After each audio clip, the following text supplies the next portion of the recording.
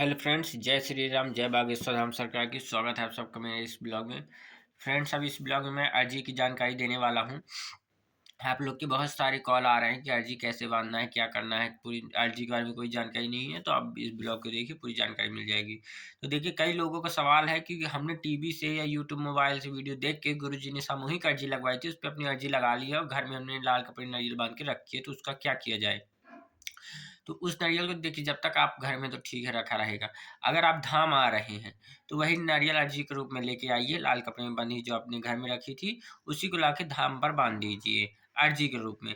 कुछ लोग पूछे कि हम अभी धाम आना चाहते हैं तो हम घर से क्या करके निकले, तो सर्वप्रथम आप लहसुन प्याज का त्याग करके निकले। दूसरा, अर्जी बांधने के लिए अगर आप घर से ही लाल कपड़ा और नारियल ला रहे हैं, आप अपने गांव घर में जहां भी रहते हो वहां मंगा लीजिए। दिन पहले, 2 दिन पहले किसी दिन तुरंत मँगा लीजिए और घर में ही लाल कपड़े में नारियल बाँध के पूजा वाले स्थान में कुछ देर के लिए रख के, फिर जब चलने लगे तो उसको लेके जाइए। उससे क्या होता है, हमारी मानना ये है, हमारी सोच ऐसी है कि घर की जो भी बाधाएँ होती हैं नारियल के साथ चली जाती हैं। हमारा मानना ये है।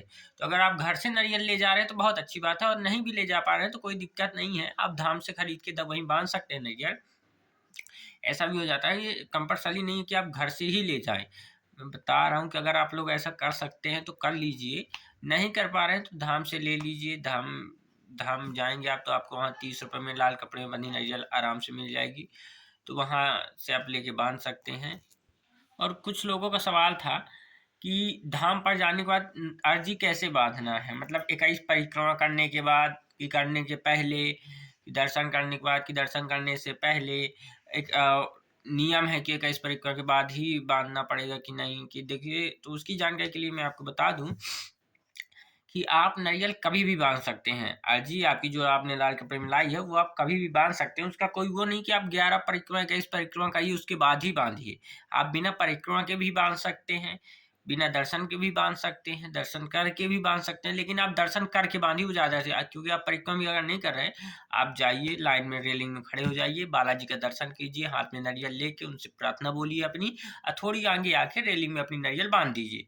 अब कुछ लोग बोल रहे हैं कि क्या वहाँ परिक्रमा करना ज़रूरी है, कि ज़रूरी नहीं है? तो आप लोगों ने यूट्यूब, मोबाइल में, टीवी में देखा होगा कि गुरुजी ने कहा था कि परिक्रमा करिए।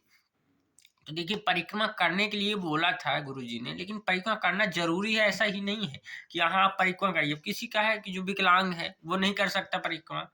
देखिए, ऐसा होता है कि अगर आप भगवान को भोग चढ़ाना चाहते हैं तो जिसकी क्षमता है वो 56 भोग चढ़ाता है, जिसकी क्षमता नहीं है वो सब्जी खीर पूरी खीर चढ़ा देता है।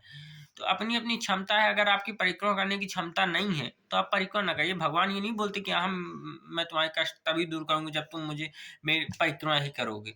तो अगर आप परिक्रमा करना चाहें, सक्षम हो परिक्रमा करने के, तो आप कर सकते हैं।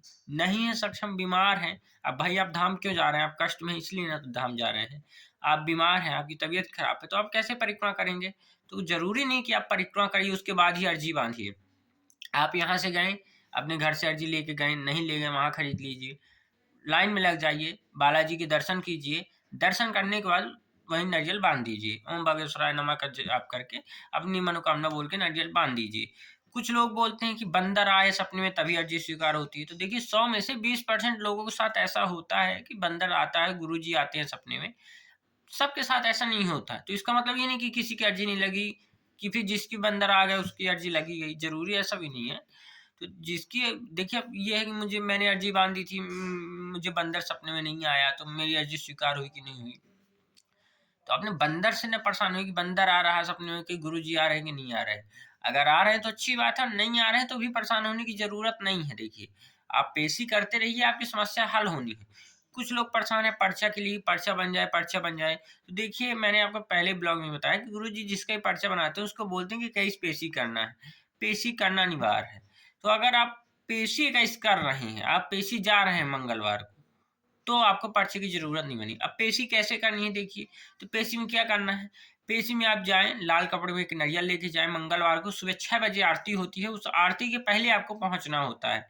आरती के पहले पहुँचिए, लाइन में खड़े होइए, आरती होने का इंतज़ार कीजिए, आरती में शामिल होइए, आरती हो जाए, फिर आप अगर मंदिर में ऊपर पहुँच गए जाते हैं, क्योंकि उस दिन भीड़ बहुत रहती है, तो अगर आप पहुँच जाते हैं, अपनी अर्जी बाँधिए, आरती में शामिल ज़रूर होइए, उसको पेशी करना कहते हैं। पेशी का मतलब ये नहीं कि पर्चे में पेशी कहीं रजिस्टर में चढ़ रही, कंप्यूटर में चढ़ रही। बालाजी के पास आपकी पेशी चल रही है, तो इसको पेशी करना कहते हैं। तो सारी जानकारी आपको हमारे इस ब्लॉग में मिल गई होगी। अब दूसरी जानकारी देंगे तो अगला ब्लॉग देखिएगा। अब आज के ब्लॉग में बस इतना ही। जय श्री राम, जय बागेश्वर धाम सरकार की।